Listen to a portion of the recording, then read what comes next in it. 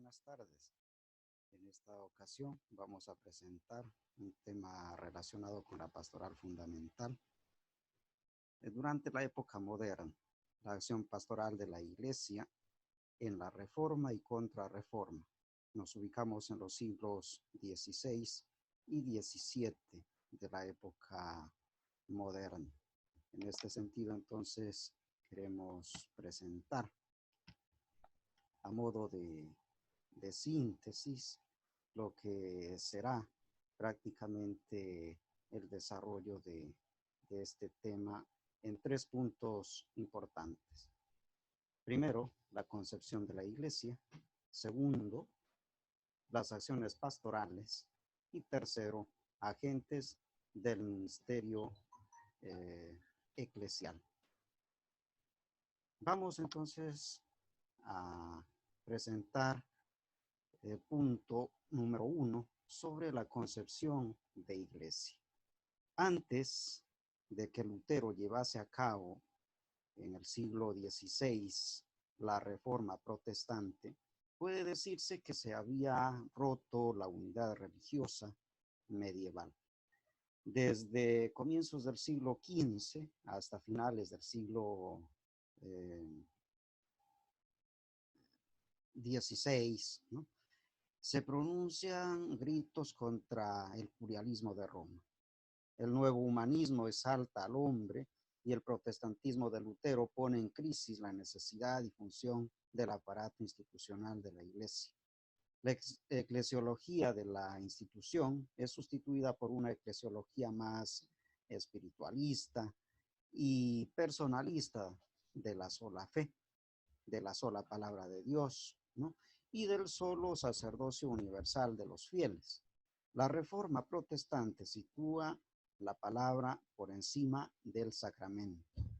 El sacerdocio de los fieles sobre el sacerdocio jerárquico y las iglesias locales en un plano superior a la iglesia universalista de Roma. La atención se centra, por cierto, en la promesa del perdón de los pecados por los méritos de Cristo y en la fe que debe poseer el fiel ante dicha promesa. El Concilio de Trento intenta ser punto de partida de la Contrarreforma. No es posible restaurar la división creada, pero se intenta una revisión profunda, dogmática y pastoral de la Iglesia. En tal sentido, podríamos decir que Trento no aborda explícitamente las cuestiones de eclesia, a pesar de que la controversia eclesiológica estaba planteada en toda su amplitud. Algunos han hablado de la laguna eclesiológica del Concilio de Trento. Trento especifica las líneas maestras de una eclesiología de la Iglesia institución de salvación al afirmar la transmisión eclesial de la palabra revelada, la estructura sacramental de la justificación, la institución divina de los 7 sacramentos y la constitución jerárquica de la Iglesia, precisamente en función del Mysterium Verbi et Sacramentorum. La eclesiología post-tridentina pone el acento en el aspecto institucional y visible de la Iglesia. Roberto Bellarmino define a la Iglesia como la sociedad de hombres unidos por la profesión de la verdadera fe, la comunión de los mismos sacramentos y bajo el gobierno de los legítimos pastores, principalmente del único vicario de Cristo sobre la tierra, el romano pontífice. En estas circunstancias, entonces, podríamos ya nosotros especificar el punto B relacionado con las acciones pastorales. Nos preguntamos entonces, ¿cuáles son las líneas maestras a nivel pastoral que se van a desarrollar en la época moderna de los siglos XVI y XVII, ¿no? Relacionados con la reforma y contrarreforma de la Iglesia? Desde el punto de vista pastoral, la atención de la contrarreforma se centra en las funciones del ministerio jerárquico y en el opus operatum de los sacramentos. Lo que incide en el campo pastoral y en la conciencia de los fieles es una imagen de la Iglesia entendida como institución e instrumento eficaz de salvación, acentuando sobre todo su aspecto jerárquico. En este punto, entonces, veremos que frente al peligro protestante, los padres conciliares aconsejan prudencia en la lectura de la Biblia y atención a la buena orientación de las devociones, sobre todo populares. Inquietaba la ignorancia religiosa, por lo que el concilio insiste en la iniciación cristiana, traza las bases de un gran catecismo y destaca la importancia de la institución familiar. La codificación litúrgica es necesaria en este tiempo. Se editan en 1568 el famoso Breviarium Romanum, en 1570 el Misal Romano, en 1596 el Pontifical Romano, en 1600 el Ceremonial del Episcopado y en 1614 el Ritual Romano. De este modo, el rito latino romano se impone en la cristiandad, sobre todo occidental, con la ventaja de la unificación y la desventaja de la fijación. Se mantiene el latín frente a la decisión protestante de celebrar en la lengua del pueblo. Se desarrollan las devociones populares, al margen de la liturgia, prevalece la devoción al Cristo eucarístico con un ceremonial preciso en las procesiones eucarísticas y exposiciones del Santísimo. La liturgia de la palabra permanece en la sombra y se minimiza la importancia de la fe en orden a la salvación. Los templos del barroco son como salones de actos, con palcos y galerías, pinturas y mármoles, con impresionantes retablos y coros, en oposición a la severidad protestante.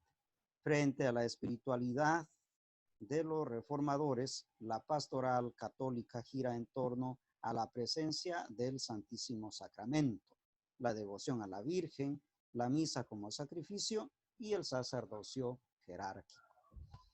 Bien, llegados a este punto, entonces, y habiendo desarrollado las acciones pastorales, veamos cuáles son los agentes del ministerio pastoral en esta época. ¿Qué podríamos decir sobre este tercer punto?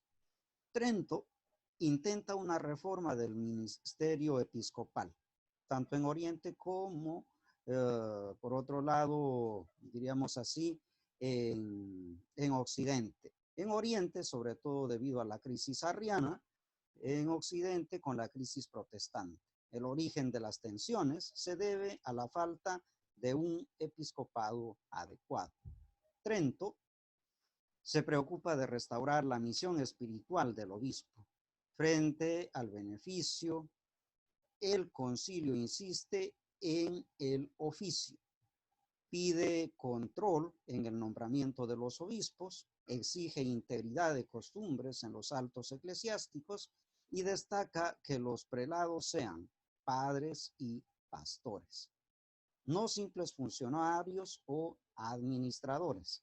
El obispo debe residir en su diócesis para poder ejercer la cura animarum o el cuidado de las almas, como también hacer de paterfamilias de su pueblo santo, sin descuidar la visita pastoral.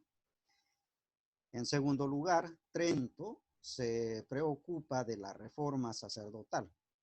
Desarraigados los sacerdotes de la iglesia local, se administran las órdenes para cualquier parte, sin apenas control. Hay emigraciones incesantes en busca de mejores beneficios y se ha perdido todo sometimiento a la obediencia jerárquica. Por este motivo, el primer principio de la reforma sacerdotal tridentina es constituir un clero diocesano territorial e incardinado. Se prohíben los clérigos vagos, así denomina el derecho canónico a los clérigos que imparten sacramentos sin autorización del ordinario, es decir, del obispo de una diócesis, y se manda que solo el obispo diocesano imparta las órdenes con seriedad. Al destacar Trento, el munus principalísimo de los obispos y sacerdotes, que es la predicación, se comienza a tener catequesis con niños los domingos y días festivos. La catequesis de adultos se tiene normalmente el domingo por la tarde. No olvidemos que el Catecismo de Lutero se publica en 1529. De ahí que surgiesen por todas partes catecismos de acuerdo con el de San Pío V de 1566. Estos primeros catecismos, de acuerdo con Trento, exponen la fe como comienzo de salvación, siendo su estructura tradicional símbolo, sacramento, decálogo y Padre Nuestro. En 1560, estos primeros catecismos, de acuerdo con Trento, exponen la fe como comienzo de salvación. Entonces, en 1560 se funda la Cofradía de la Doctrina Cristiana, cuyos miembros se comprometen a asistir asiduamente a la catequesis y transmitirla a sus familiares. De esta manera, entonces, hemos concluido esta presentación relacionada con la época moderna, la acción pastoral en la reforma y contrarreforma, relacionando entonces este tema a los siglos XVI y XVII. Muchísimas gracias y volveremos a encontrarnos en un próximo canal.